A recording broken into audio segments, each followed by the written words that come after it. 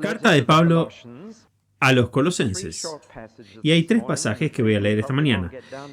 Me temo que probablemente no llegaremos a ninguno de ellos, pero leeremos 3 para darles una idea de esta pequeña carta. Primero los 2 primeros versículos del capítulo 1, y luego pasaremos al versículo 15 del capítulo 1, y luego al versículo 6 del capítulo 2. Pablo, quien por la voluntad de Dios es apóstol de Cristo Jesús, y de nuestro hermano Timoteo, al pueblo de Dios en Colosas, que son nuestros hermanos fieles en unión con Cristo. Que Dios nuestro Padre les conceda gracia y paz. Versículo 15. Cristo es la semejanza visible del Dios invisible. Él es el Hijo primogénito, superior a todas las cosas creadas, porque por medio de Él, Dios creó todo lo que hay en el cielo y en la tierra, lo visible y lo invisible, incluyendo los poderes espirituales, señores, gobernantes y autoridades. Dios creó todo el universo por medio de Él y para Él.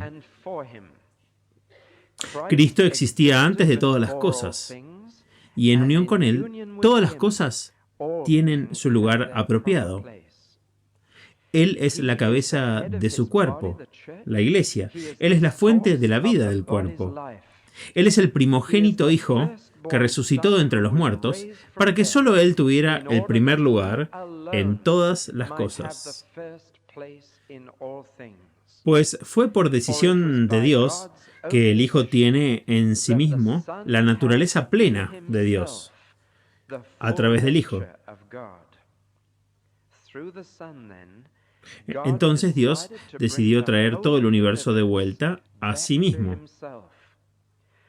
Dios hizo la paz a través de la muerte del Hijo en la cruz, y así trajo de vuelta a sí mismo todas las cosas, tanto en el cielo como en la tierra.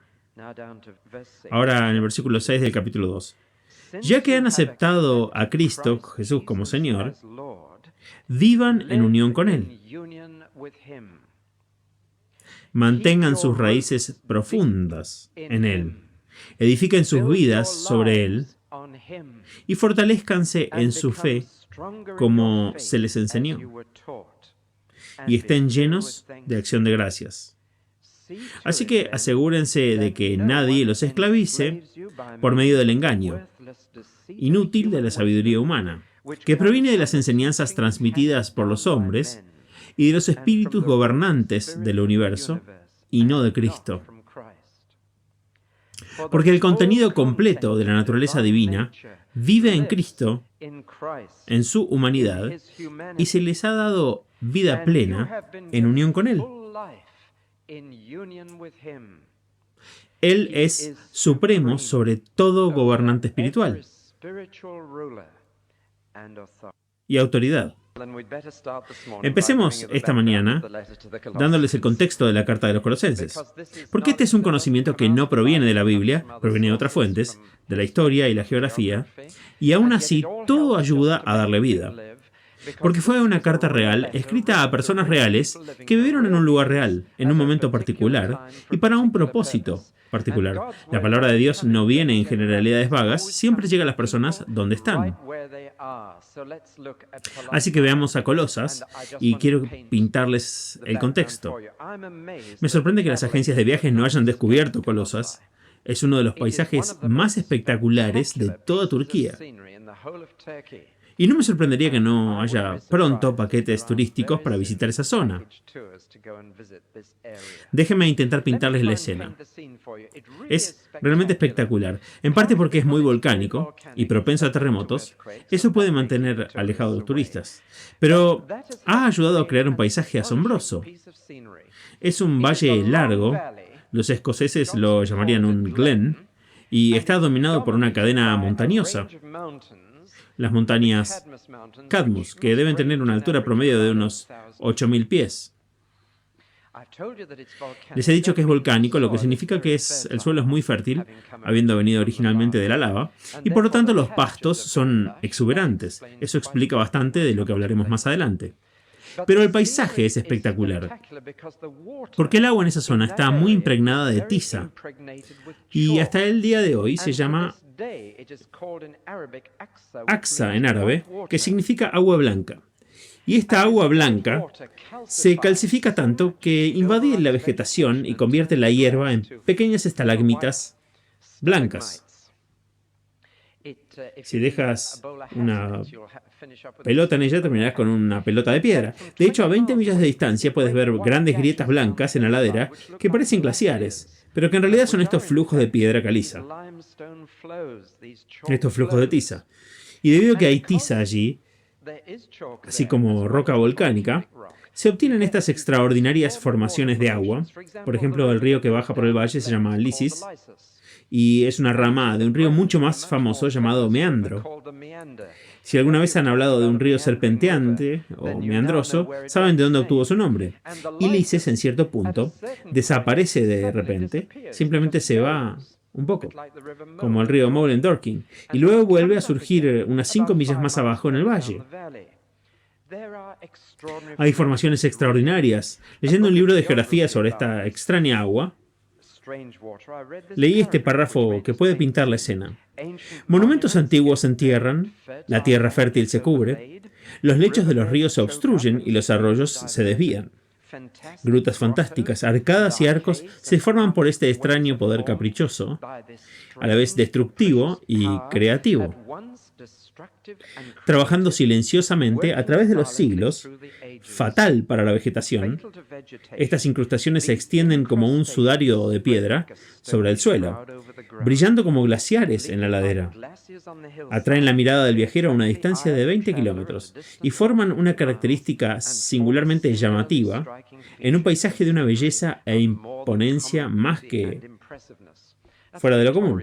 Eso es un geógrafo victoriano escribiendo con el típico lenguaje victoriano. Pero pinté la escena para ustedes. La razón por la que este valle era importante es esta. Está en la parte occidental de Turquía, el extremo izquierdo para ustedes, y está a unas 80 millas o 120 kilómetros del puerto principal, de lo que entonces era Asia Menor, una ciudad llamada Éfeso. Y toda esta zona occidental se llamaba Asia Menor. Éfeso era su gran puerto y su capital. La carretera desde Éfeso atravesaba el valle de Lysis, cruzaba los pasos de montaña y hacia el este era la carretera principal de Éfeso a la India y a China. Todos la atravesaban. Encontramos que Cicerón cobraba sus cheques de viajero en Colosas durante su gira mundial. Encontramos que Alejandro Magno pasó por este valle y muchos otros. Estaba justo en el mapa, en el centro. Este valle, con sus espectaculares formaciones de tiza, con su espectacular cordillera y sus exuberantes pastos verdes, donde la tiza no llegaba, estaba justo en la principal ruta comercial. Y había 3 grandes ciudades en él. Estaban a 6 o 8 millas una de otra. En un día de caminata se podían visitar las 3. La Odisea, Hierápolis y Colosas. Estas 3 grandes ciudades se asentaban a horcajadas del río. Es interesante que en la Odisea el agua de tiza que había brotado en Hierápolis como un manantial termal se había entibiado para cuando llegaba a la Odisea. Cuando llegaba al meandro hacia Éfeso estaba fría. Y aún más interesante, el agua estaba tan llena de tiza que se puede beber cuando está muy caliente y cuando está muy fría. Pero si se bebe tibia, actúa como un emético. ¿Cuál es la palabra, doctor? ¿Es la palabra correcta? Sí, la es. Bien, está enferma de todos modos. Por eso Jesús, hablando a la iglesia en la Odisea, dijo, ojalá tuvieras calor o frío, pero como estás tibio, me enfermas. Te voy a vomitar de mi boca. Entonces, se están haciendo una idea del lugar. Hierápolis era entonces un balneario, y allí cientos de miles de personas iban a las aguas para bañarse en ellas y deshacerse del reumatismo. Así que el futuro de Hierápolis estaba asegurado. Y luego la Odisea, y la Odisea era el centro de toda la banca, y la Odisea era el lugar donde estaban todas las telas. En estos exuberantes pastos alrededor del valle había ovejas muy negras y brillantes, y tener una túnica laodicense era un verdadero símbolo de estatus. Pocos se presentaban en la sinagoga con una túnica laodicense, eras alguien. Y por eso Jesús, hablando a la iglesia en Laodicea, le dijo: te vestiré. Estás desnudo. Crees que eres rico, pero eres pobre. Crees que estás bien vestido, pero estás desnudo.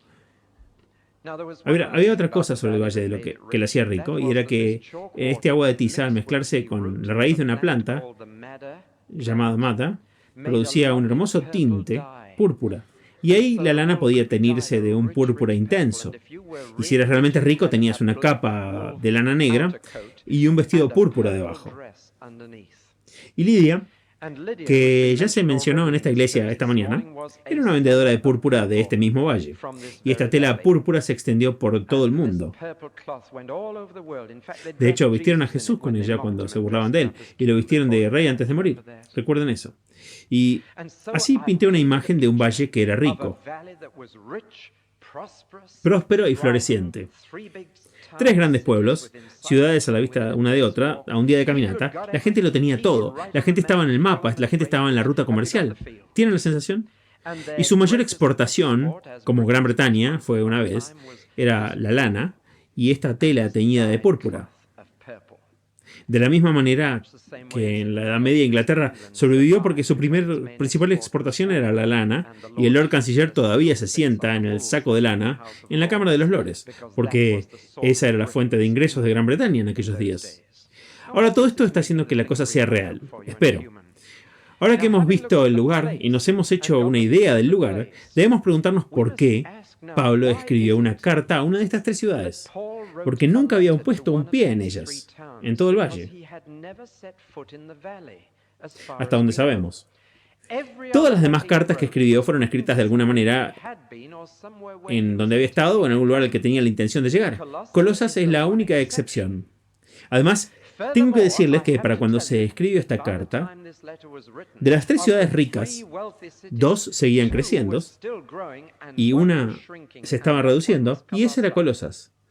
De alguna manera, el balneario de Hierápolis y el sistema bancario de Laodicea habían reemplazado a Colosas y se estaban haciendo cada vez más pequeñas. De hecho, ahora pueden visitar las ruinas de Laodicea y Hierápolis, pero nadie ha podido encontrar Colosas. Así que si les pregunto si pueden ponerlo en el mapa y dicen que sí, entonces tendrán una oportunidad de alcanzar la fama, porque serán la primera persona que pueda hacerlo. Colosas ha desaparecido y solo sabemos que estaba a unas pocas millas de estas 2 ruinas que aún pueden visitar.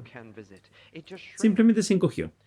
Alguien ha señalado que esta carta fue escrita a una ciudad a la menos importante a la que Pablo alguna vez prestó atención. Un pequeño pueblo que se estaba reduciendo. Y sin embargo, Pablo se molestó en escribir una carta a una ciudad que estaba desapareciendo. Una ciudad en la que nunca había estado. Y una carta en esos días no era algo como grabatear una nota como lo hacemos nosotros. No tenían correo de 8,5 y 6,5 libras. Era algo muy grande escribir una carta. Tenía que ser llevada a mano. Y si querías estar seguro de que llegaría ahí, tenías que conseguir que un amigo la llevara. Y tenía que viajar cientos de millas. Y recuerden que cuando Pablo escribió esto, estaba en prisión en Roma. Y tenía muchas otras preocupaciones en su mente. Todas las iglesias que había fundado y que no podía visitar. Y aún así se tomó la molestia de escribir una carta a este pueblito que nunca había visitado. Y se tomó la molestia de pedirle a un amigo suyo, Tíquico, que hiciera un viaje muy largo. Y en aquellos días era algo peligroso, desde Roma, Italia, cruzando el mar Adriático, bajando por Grecia y al siguiente tramo de mar hasta lo que ahora conocemos como Turquía, y bajando este valle hasta Colosas. Para ahorrar tiempo debemos admitir que le dio otra carta y le dio 2 para que llevara. La otra era para un miembro de la iglesia en Colosas, un hombre llamado Filemón, para que recibiera de vuelta a un hombre que había sido un esclavo inútil. y le pide que lo reciba sin castigarlo, porque Onésimo podría haber sido crucificado por huir. Y entonces Pablo escribió 2 cartas, una a una iglesia sobre una gran pregunta y la otra a un individuo sobre un esclavo fugitivo. Le dijo: Tíquico, aquí tienes 2 cartas. ¿Te asegurarás de que se entreguen? Bueno, esa es la situación. ¿Por qué debería escribir una carta completa? Sin darse cuenta de que estaba escribiendo parte de la Biblia, que sería traducida en 1976 y leída en Guildford, en Surrey. Cuando Pablo escribió una carta, no estaba preparando un tratado, no estaba escribiendo un libro, no era un erudito en un estudio, era un prisionero en una cárcel y garabateaba a veces con vehemencia lo que había en su corazón y en su mente. ¿Por qué debería hacerlo? Les diré por qué. Porque algo estaba sucediendo en Colosas que podría haber matado el cristianismo si se hubiera propagado. Algo muy peligroso estaba ocurriendo. Algo que podría haber significado el fin del evangelio que predicaba. Y Pablo era un hombre que, cuando veía que algo sucedía, lo abordaba de inmediato, sabiendo que si permitía que se propagara podría arruinar la situación. Un poco como un médico que detecta los primeros rastros de una enfermedad mortal en el cuerpo de alguien y dice: debemos eliminarlo de inmediato. Un poco como un inspector de edificios que detecta el primer toque de podredumbre en tu casa y dice: saquen eso inmediatamente, podría derrumbar toda la casa. Esa es la situación. Y Pablo, en su cárcel en Roma, había recibido la visita de un hombre que conocía bien la iglesia de Colosas, probablemente el responsable de su inicio, un hombre llamado Epafras, que fue a visitar a Pablo en prisión y también fue arrestado y encarcelado con Pablo. Y nunca más lo dejaron salir. ¿Visitarías a alguien en prisión si supieras que también podría ser encadenado? Epafras fue a Pablo y le dijo: te traigo buenas noticias. Las iglesias van bien. La iglesia en Colosas está llena de fe, esperanza y amor. Pero estamos teniendo algunos problemas con algunas personas que se han unido a la iglesia. Cuando se lo contó a Pablo, Pablo estaba tan horrorizado con lo que escuchó que dijo: esto debe ser erradicado de inmediato. Esto debe ser tratado ahora y no podemos sacarte de la cárcel. Ahora estás conmigo. Así que, ¿a quién podemos enviar? Tíquico llegó y no fue arrestado. Entonces Pablo le dijo: Tíquico, ¿harías un viaje por nosotros? ¿Me llevarías una carta que debe llegar a ese pequeño valle en Asia Menor? Debo llegar a un pequeño pueblo llamado Colosas. Tíquico, probablemente nunca hayas oído hablar de él, pero tienes que llegar con esta carta por el futuro del cristianismo, por el amor de Cristo. Así que Tíquico se puso en camino y aquí tenemos la carta esta mañana, en nuestras manos, porque él transmitió el mensaje. Es emocionante, ¿no es así como surgió la Biblia? Nadie se propuso escribir este libro, ya saben. La gente llevaba un diario, escribía una canción de amor, o escribía una carta a alguien, y Dios tomó todas esas cosas y las juntó y dijo: es mi palabra para el hombre. Poesía, proverbios, historia, cartas. Bueno, ahora que han visto el lugar, creo que tendré que mirar a la gente que vivía en Colosas. Tanto a la gente del pueblo como a la gente de la iglesia. Y comenzarán a tener la sensación de lo que iba mal. Debe ser algo bastante serio, como dije, algo espantoso. Bueno, veamos a la gente del pueblo. Había 3 o 4 grupos de personas viviendo juntas en este pequeño pueblo. Era un lugar realmente cosmopolita. En primer lugar, había unas personas llamadas frigios. Siempre habían vivido ahí, o hasta donde se recuerda. Puede que hayan venido originalmente de más al este, pero eran nativos, eran nacionales. Siempre habían vivido ahí, era su lugar. Todavía estaban allí cuando se escribió esta carta. Provenían de orígenes primitivos con ideas religiosas primitivas. Los voy a mencionar en un momento. En segundo lugar, llegaron los griegos con su tremenda arquitectura, su estilo de vida civilizado y su democracia, y colonizaron el valle. Por eso se le dan nombres griegos como Hierópolis a las ciudades, que significa ciudad alta. Y luego con los griegos Después de los griegos, llegaron los romanos con su sistema de ley y orden. Y para cuando esto se escribió, era una provincia romana, así que había frigios, griegos y romanos. Había otro grupo, y esta es una de las cosas más fascinantes que se vincula directamente con Jeremías. ¿Recuerdan que en Jeremías hablamos de los miles de judíos que fueron llevados a Babilonia? ¿Saben que años después, Antíoco el Grande trajo 2000 familias judías desde Babilonia hasta Colosas? Y él los estableció allí. No sé por qué lo hizo, pero lo hizo. Puso a los judíos al alcance de la banca. Y pueden adivinar lo que pasó. No pasó mucho tiempo antes de que estuvieran hasta las cejas en el comercio del lugar. Si quieres tela, ¿quieres un buen sastre? ¿Quieres crédito? Y el resultado fue que se establecieron en ese lugar y lo manejaban financieramente. Para cuando se escribió esta carta, probablemente había 50.000 judíos viviendo en ese valle. Y esto suena muy moderno. Ya saben, Israel quería que volvieran a casa y ellos no lo hicieron. Decían, hay demasiado dinero aquí para nosotros. Así como hoy hay más judíos en Nueva York que en Israel, hoy en día, el dinero fluye de esa manera, no de la otra manera. Así fue en este caso. Enviaban su dinero de este valle a Israel. Pero ellos mismos no querían regresar, estaban muy cómodos. Gracias. Y hay un documento que se ha descubierto que dice que los judíos de Frigia, refiriéndose a este valle, no volverían a Israel debido al vino y a los baños de Frigia. Allí estaban. Tenían sus sinagogas en Colosas, Hierápolis y la Odisea, pero se habían vuelto muy liberales, y ese es uno de los peligros cuando el pueblo de Dios está lejos de su tierra. Se asimilan demasiado fácilmente, se vuelven como la gente que los rodea. Por eso, incluso en sus sinagogas se destacaban por su legado, su laxidad en el comportamiento, por su especulación y sus creencias. Eran sinagogas muy liberales en ese valle.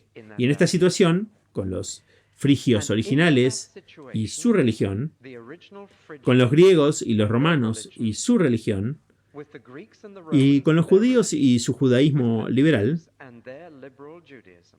llegó un evangelista cristiano,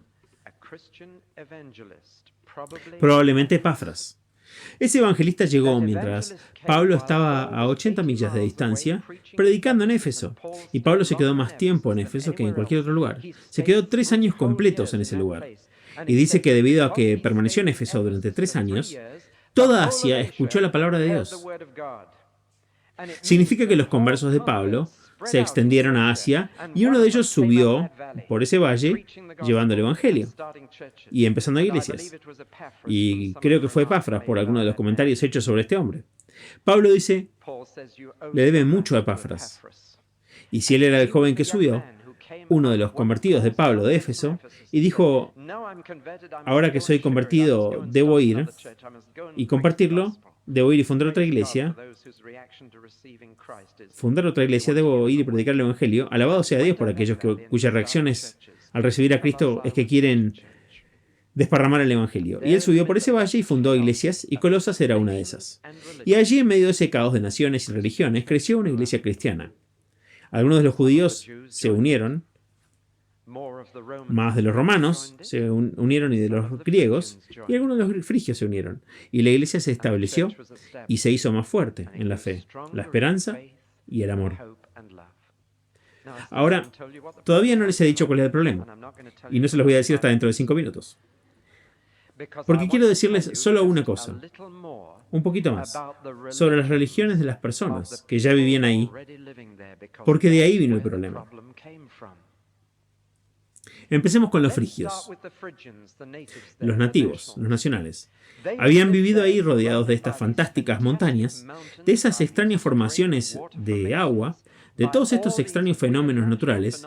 Eran muy conscientes de las fuerzas de la naturaleza porque de vez en cuando un volcán explotaba o ocurría un terremoto y destruía sus pueblos y tenían que reconstruirlos. Así que entenderían si te dijera que adoraban las fuerzas de la naturaleza, que es algo común en una zona así. Adoran las montañas, adoran los poderes del agua, Adoran los poderes del terremoto y creen que detrás de cada uno de estos fenómenos naturales había un espíritu elemental, un demonio, y su mundo estaba amenazado constantemente. La atmósfera estaba cargada de demonismo, de espíritus, de animismo, como se llama hoy. Y todavía una gran parte del mundo es animista y es una vida horrible. Nunca sabes si has alterado el espíritu de la montaña, el espíritu del agua, el espíritu del terremoto, y vives con el miedo constante de que los espíritus elementales controlen la naturaleza que te rodea. Esa era su religión. Todavía existía cuando llegaron los primeros griegos y romanos, y ellos tenían una religión mucho más sofisticada, creían en muchos dioses de allá arriba, así que alzaron un poco la vista y no adoraron las montañas ni el agua, miraron las estrellas y vieron dioses en el cielo, dioses que eran indiferentes a la vida humana. Todo tipo de dioses que disfrutaban allá arriba, pero nunca se pusieron en contacto con la gente, de aquí abajo.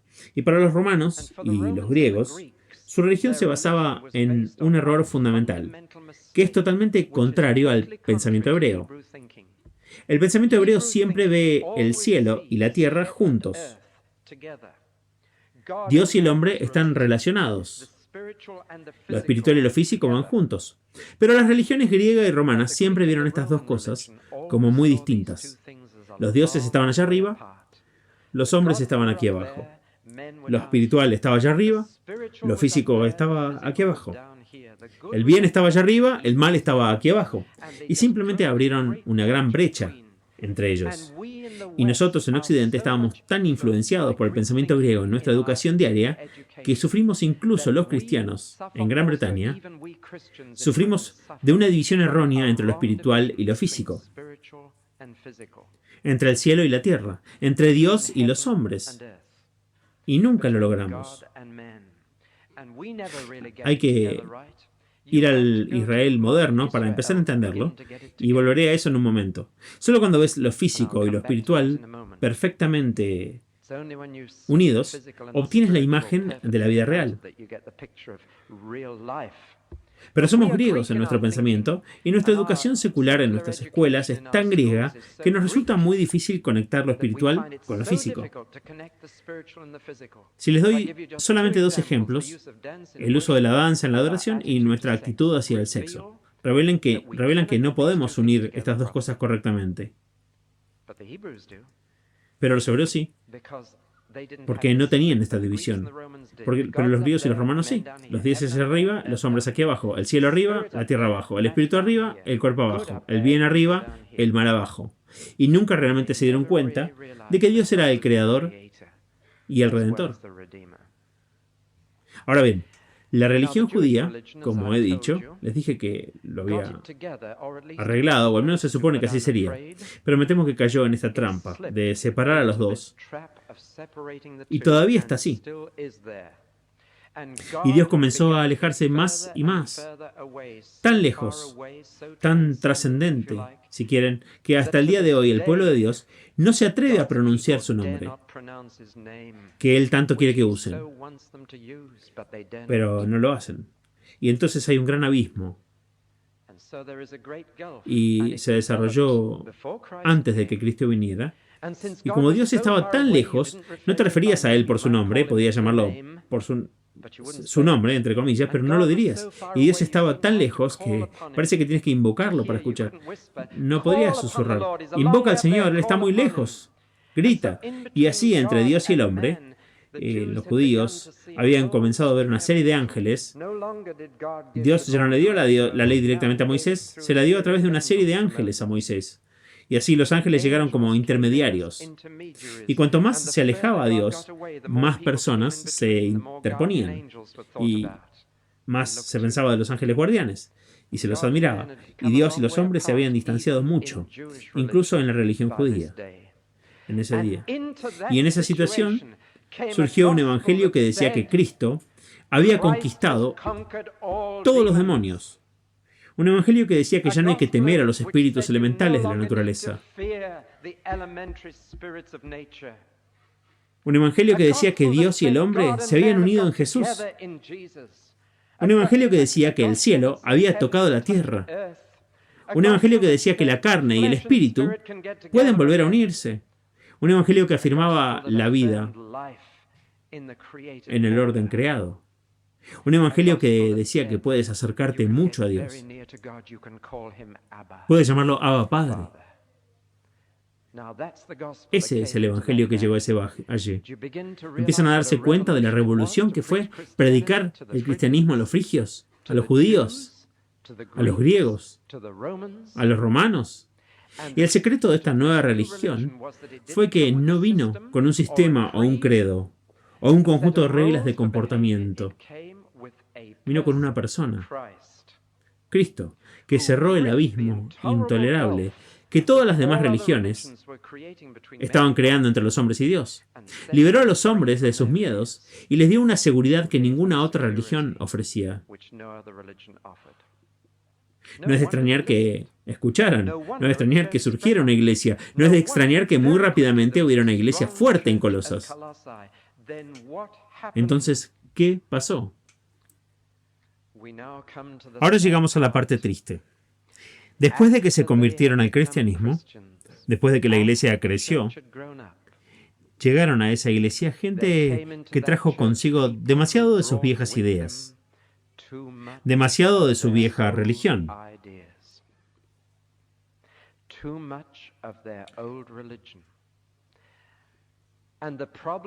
El problema, en una palabra, y es una palabra que usaré mucho en estos estudios, porque es un problema hoy en día, el problema es conocido como sincretismo.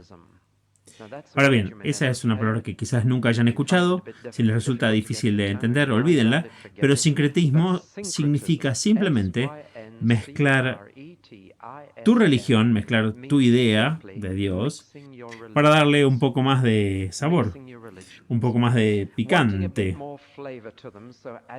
agregando ingredientes adicionales. Y ustedes, los cocineros, pueden entender esa metáfora, al menos crear un estofado irlandés de una religión, una especie de popurrí en el que obtienes lo mejor de todos los mundos. Ahora bien, esto llamado sincretismo no fue solo un problema, es el problema número 1 de la religión en el mundo actual. ¿Sabían que el presidente o quizás el director del Fondo Monetario Internacional, que toma las decisiones sobre mi futuro y el de todos ustedes, ha abrazado el Islam y una rama particular del Islam llamada sufismo? No es árabe, es holandés. Es criado en un país donde se predica el Evangelio de Cristo. Ha abrazado el sufismo porque enseña sincretismo. Este hombre que controla las finanzas del mundo es sincretista. Parte de su creencia básica como musulmán sufí es que todas las religiones son básicamente iguales y deberían fusionarse, y que deberíamos tener una religión mundial para unir a la humanidad. No es nada antiguo esto, es algo que nos ocurre ahora. Las decisiones sobre la libra que tenemos en el bolsillo las toma un hombre sincretista. Hay muchos otros ejemplos en nuestro mundo de gente que intenta mezclar las religiones. El tipo de etiqueta que le daríamos al problema en Colosas sería cienciología, que fue sincretismo con el que tuvimos que lidiar hace unos 10 años. La teosofía es otro de los mayores ejemplos de sincretismo en nuestro día. Y el más grande de todos es el Islam. Es una mezcla de enseñanzas judías, cristianas y paganas. En el Corán se encuentran ecos de la Biblia, tanto del Antiguo como del Nuevo Testamento, ecos de ideas religiosas paganas.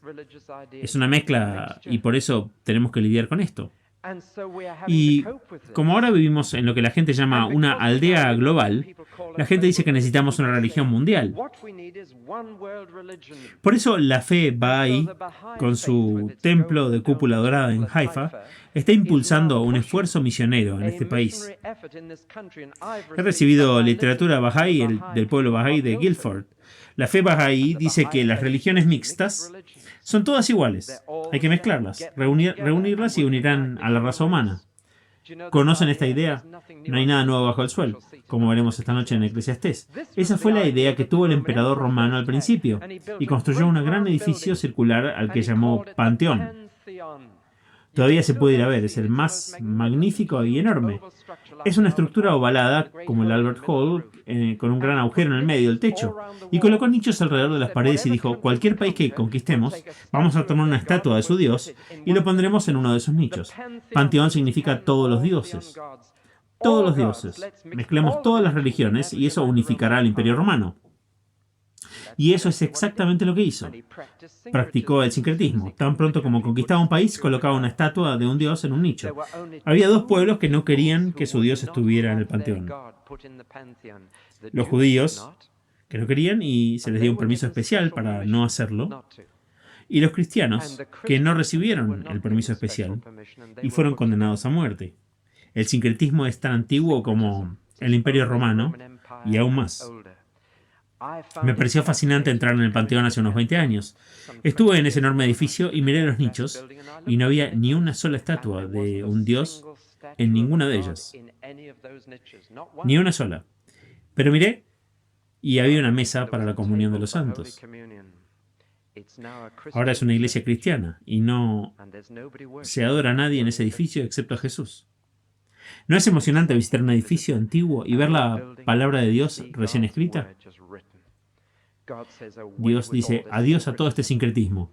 Cristo es único, solo, suficiente, completo. Si le agregas algo o a alguien a Cristo, le quitas y lo pierdes. Ese es el mensaje de Colosenses. Y ahora puedo decirles cuál es el problema. Ya lo adivinaron. Pablo menciona al escribirles, ¿qué hacen adorando ángeles? ¿Qué hacen con miedo los espíritus elementales del universo?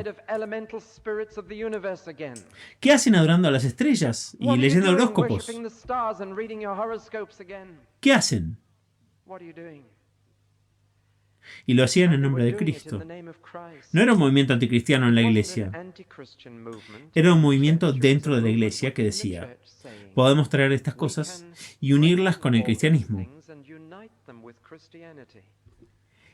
Y hay conversaciones en curso en este mismo momento entre representantes de iglesias cristianas y otras religiones para ver si pueden encontrar un terreno común para unir al mundo. El sincretismo es tan sutil y si has estado sentado ahí orgullosamente diciendo, bueno, yo no mezclé mi religión, entonces puedo sugerirles que piensen cuidadosamente sobre lo que están planeando para el día de Navidad. Descubrirán que la mitad de lo que hacen ese día se remonta a la religión pagana. El muérdago pertenece al culto druida. Un árbol de Navidad con luces es parte del antiguo culto a la fertilidad practicado en la Europa más oscura antes de la llegada del Evangelio. Hemos sincretizado la Navidad, así que no podemos señalar con el dedo demasiado fácilmente a otras personas.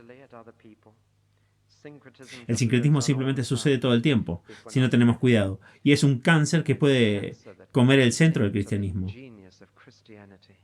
Es decir, solo Cristo. Cristo solo. Con alguien convertido a Cristo, es por eso que no se encuentra en el día de Navidad a gente que se convierte a Cristo. Es por eso que muy rara vez se encuentra con alguien convertido a Cristo en Navidad. Cualquier evangelista se los dirá. Cualquier investigación muestra que la Navidad es un mínimo histórico de personas que se convierten al cristianismo y se debe al puro sincretismo del evento, que lo ha mezclado tanto que perdemos de vista el verdadero corazón de la historia.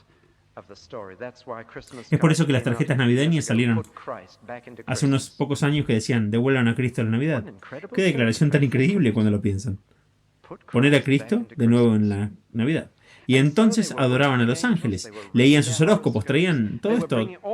Decían, todavía somos cristianos, hacemos esto, pero todavía creemos en Cristo.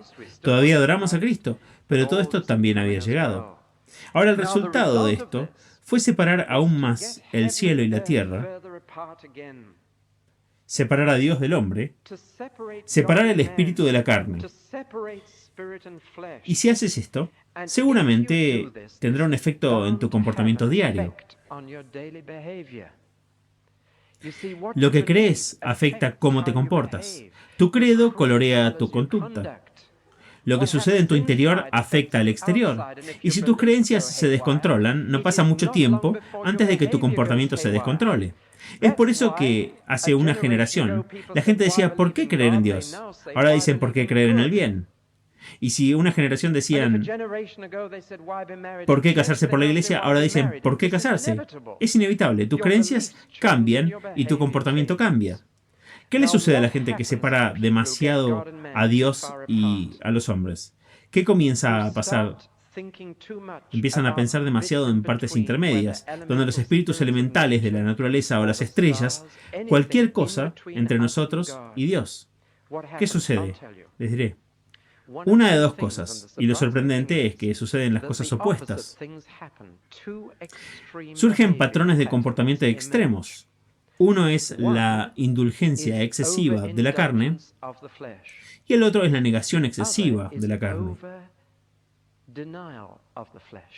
¿No es extraordinario que estos dos patrones pueden surgir de esta misma era de creencias? Pero pueden entenderlo, déjenme decirlo. Por un lado, algunas personas dicen, bueno, si lo espiritual y lo físico están tan separados que no tienen nada que ver el uno con el otro, puedo hacer lo que quiera con lo físico y no afecta a mi alma. Puedo hacer lo que quiera con mi cuerpo y mi alma sigue marchando. Los dos no están juntos. ¿Entienden ese argumento? Eso llevó a la vida griega al tipo de moral sobre la que puedes leer en la sociedad griega. Pero en la otra punta, el otro patrón de comportamiento es el que surgió en Colosas y es el que se está infiltrando en nuestro mundo occidental al por mayor en este momento. Es que el cuerpo y el alma están tan separados que el alma pertenece al cielo y el cuerpo pertenece a la tierra, Dios está en el cielo, el hombre está en la tierra, nunca se encontrarán. Por lo tanto, si vas a encontrar espiritualidad, debes salir del cuerpo. Debes negarle al cuerpo placeres. Debes reducir la indulgencia del cuerpo hasta que realmente matas el cuerpo. Ese tipo de pensamiento viene de Oriente. Y de hecho la meditación trascendental es un buen ejemplo de ello. Se trata de explorar un mundo interior para salir de lo físico y entrar en lo espiritual. Y pueden comenzar a ver el error del patrón de comportamiento. Estoy tratando de pensar ahora en la frase Lahaim. Esto significa para la vida. Es el brindis hebreo por la vida. Es una afirmación de la vida física y es fundamental para la forma bíblica de ver las cosas. El ascetismo no es un patrón cristiano. Por eso cuando Cristo vino, lo llamaron glotón y bebedor de vino. La Biblia decía que ellos decían que un hombre santo no debe comer ni beber, pero Jesús lo hizo. No cayó en esto. Tampoco cayó en la trampa de decir que había que ser licencioso, ni en la trampa del legalismo. Y estas son las verdaderas trampas que los cristianos debemos evitar. Siempre caemos en una o en la otra. Nos excedemos o nos disciplinamos demasiado. En lugar de afirmar la vida, en vez de vivir, Dios nos da libremente todas las cosas para disfrutar.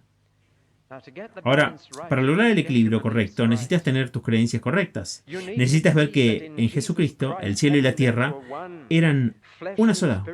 Carne y espíritu eran uno. Jesús no jugaba a ser un ser humano. Era un ser humano. Jesús no iba a fiestas porque sentía que era su deber evangelizar el mundo. Disfrutaba estar con la gente. Afirmaba la vida. Podía ayunar cuando era necesario. Pero no pasó por la vida adelgazando cada vez más para ser más espiritual. Están empezando a sentir que, a menos que tengan sus creencias correctas, sus comportamientos se desequilibran. Entonces, ¿qué sucedió en Colosas? Cayeron en la trampa en la que caen muchos cristianos de hacer de la vida una cuestión de reglas y regulaciones. No harás esto, no harás aquello, no harás lo otro. Había bebidas que no podían beber, comidas que no podían comer. Y estaba esta falsa piedad, y Pablo la desmanteló y dijo que todo lo que hacía era alimentar su orgullo y crear una especie de super cristiano que se considera mejor que otros cristianos, porque no hacían esto ni aquellos. Y gracias a Dios no fumo, no bailo, no juego y voy a la iglesia todos los domingos. Y no soy como ese hombre que conocí de camino a Milmed esta mañana. Eso es lo que Pablo exponía. Y dijo, tienen creencias equivocadas. Así que su comportamiento es incorrecto. Y Pablo se dio cuenta de que esto era una podredumbre seca que podía extenderse desde Colosas hasta Éfeso y de Éfeso al resto del mundo. Un sincretismo que mezclaría el cristianismo y le robaría a Cristo su lugar, que es único, supremo y completo. Por eso, el tema de Colosenses es Cristo. ¿Saben que nunca menciona el Espíritu Santo en Colosenses? Porque, como dije, no está intentando darles una teología sistemática. Él está escribiendo una carta. Pero la palabra que se escucha con más frecuencia se lee a través de esta carta y aquí está, Cristo, Cristo, Cristo, Cristo, Cristo y Cristo. Y dice dos cosas sobre Cristo. Y con esto voy a cerrar. Dos cosas sobre Cristo. Ese es su término favorito para Jesús. A veces dice el Señor Jesucristo, y esto le da los tres aspectos de nuestro Salvador. Pero sin embargo, Él se inclina con más frecuencia hacia Cristo, porque no es suficiente ser una persona de Jesús. Necesitas ser cristiano. Y hay una diferencia entre unirse al movimiento de Jesús y convertirse en cristiano. Y el movimiento de Jesús reveló esta debilidad hace algunos años. Gracias a Dios. Muchos llegaron a este movimiento, a la iglesia, pero si solo eres un hombre de Jesús, enfatizarás demasiado la humanidad de Jesús y olvidarás su significado cósmico. Olvidas al Cristo de la gloria si te concentras demasiado en el Jesús de la historia. El Jesús de la historia fue un hombre, pero decir que Él es el Cristo va mucho más allá. Un musulmán va a decir Jesús era un hombre de Dios y un profeta. Un judío diría que Jesús fue uno de los más grandes, pero cuando dices Cristo, estás diciendo mucho más que eso. Hubo un gran hombre de Dios llamado Jesús. ¿Qué estás diciendo? Estás diciendo que Cristo fue el creador del universo. Estás diciendo que Cristo está por encima de todos los principados y potestades. Estás diciendo que Cristo tiene toda la autoridad. Estás diciendo que Cristo lo llena todo. Estás diciendo que Cristo es todo. Todo se resumirá en Cristo. Estás diciendo todo lo que Pablo dice en Colosenses. Tan pronto como dices la palabra Cristo. Decir Jesús es una cosa y hay muchas otras. Mahatma Gandhi fue uno. León Tolstoy fue otro que hablaba de Jesús y decía que Jesús era un maestro maravilloso. Si tan solo siguiéramos las enseñanzas de Jesús, Sholem Asch, el gran novelista israelí, escribió la vida de nuestro Señor, pero se llama significativamente Jesús de Nazaret. Pero verán, Pablo, que lo había conocido en toda su gloria y había sido cegado por la vista porque era más brillante que el sol del mediodía, Pablo no habló de Jesús de Nazaret, habló del Cristo de gloria. Y un cristiano no es un hombre de Jesús, sino un cristiano que ve que esta persona que vivió en Israel durante 33 años no fue solo un gran maestro, no fue solo un profeta, no fue solo un hombre, él era todo. Y aquí están las dos declaraciones que Pablo hace sobre este Jesús, que quiero dejar con ustedes. Declaración número 1. Todo Dios habitó en Jesús corporalmente. Bueno, eso es una declaración increíble. Si yo no fuera cristiano, ¿quién podría creerlo? Todo Dios estaba en un hombre de 6 pies de altura. Todo Dios. Toda la plenitud de Dios. En otras palabras, Cristo no es uno en una serie, no es un eslabón en una cadena entre el hombre y Dios. Ni siquiera es el eslabón más alto de esa cadena. Él es todo Dios en un cuerpo humano. Y noten que en un cuerpo humano, eso pone la carne donde pertenece. Eleva al mundo material directamente al espiritual. Y Jesús une lo que Dios había separado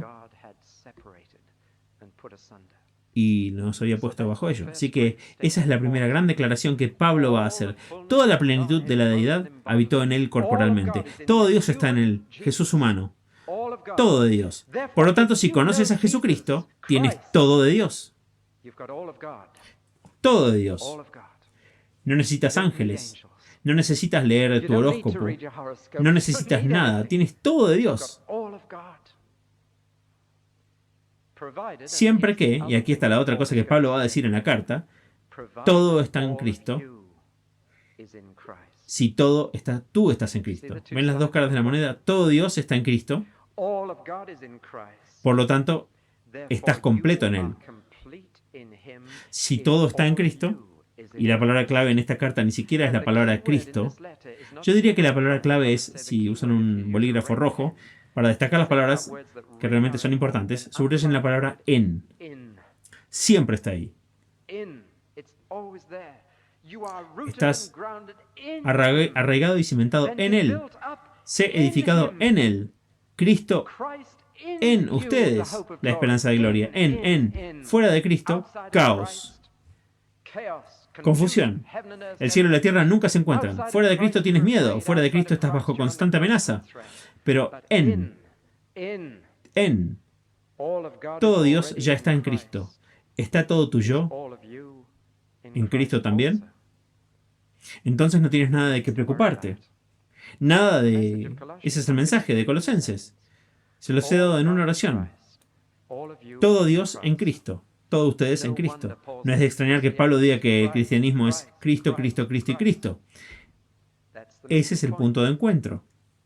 El punto de encuentro en el Antiguo Testamento era un tabernáculo, pero en el Nuevo Testamento el punto de encuentro es una persona. Y la palabra se hizo carne y habitó entre nosotros. ¿Saben que Agustín dijo que buscaría entre los filósofos griegos y que podía encontrar un paralelo para casi cada declaración en el Nuevo Testamento, excepto una? Y esa declaración fue: la palabra se hizo carne. Y toda la religión griega no tiene un paralelo con tal combinación. No hay paralelo. Entonces, cuando entras en Cristo y descubres que todo Dios también está ahí, toda la vida puede estar relacionada. Entonces conoces tu patrón de comportamiento. Entonces sabes cómo ordenarlo. Y en la segunda mitad de la carta, Pablo habla sobre qué comportamiento sigue al darte cuenta de esto. Qué cosas necesitarás eliminar de tu vida, qué cosas necesitarás conocer, crecer, alentarte y desarrollarte. Nos dirá cómo pueden funcionar nuestros matrimonios en el Señor. Nos dirá cómo nuestras relaciones en el trabajo pueden funcionar con nuestro jefe. Pueden ser resueltas en el Señor. Pero todo está en la totalidad de Dios en Cristo. La totalidad de la vida en Cristo. Y todavía hay cristianos que no pueden unir lo físico y lo espiritual. Así que se sienten que realmente no pueden traer todo a Cristo sin tener una reunión de oración al respecto o pegarle un texto. Pero verán, cuando toda la vida está en Cristo, puedes disfrutar de las cosas que Él ha creado libremente. Puedes disfrutar de una hermosa vista sin tener un texto escrito sobre ella. Puedes disfrutar de una buena comida sin convertirla en una reunión. Porque la Jaim, a la vida. Toda la vida está en Cristo. Y Cristo no es solo mi Redentor. Él es el Creador. Si puedo decirlo así, de todos los árboles en la tierra, solo uno fue necesario para mi redención. Todos los demás son para propósitos de creación. Y ahora puedo disfrutar de todos los demás árboles por su propio bien, porque Cristo los crió así para mí. ¿Cómo alabarlo por el árbol en el que su cuerpo fue cruelmente puesto a morir? ¿Entienden lo que digo? Toda la vida en Cristo, el Creador y el Cristo, el Redentor. Porque todo Dios, el Creador y el Redentor, está en Él, en forma corporal. Su humanidad y su divinidad están unidas. Y unieron todo lo que las demás religiones separaron. Pienso finalmente en un momento en el que Martín Lutero, tratando de encontrar el sentido de la vida y de encontrar a Dios, lo intentó todo, intentó el camino del ascetismo, y si se quedaba sin comer, se azotaba el cuerpo con un látigo hasta quedar inconsciente en el suelo de su celda en el monasterio, e intentó golpear su cuerpo para que su alma pudiera liberarse de lo que consideraba una prisión. Pero no logró nada hasta que un día descubrió a Cristo.